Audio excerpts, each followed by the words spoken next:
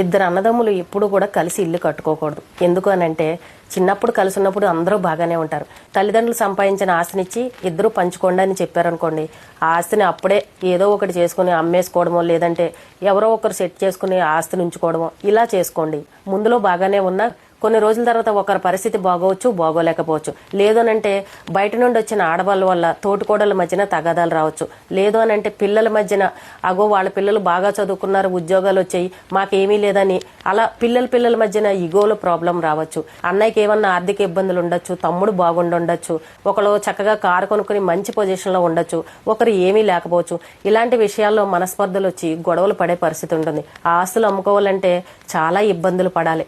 ఎప్పుడైనా సరే ఇద్దరు అన్నదమ్ములు కలిసి అస్సలు ఉండకూడదండి. దూరంగా ఉంటేనే ప్రేమలు ఉంటాయి.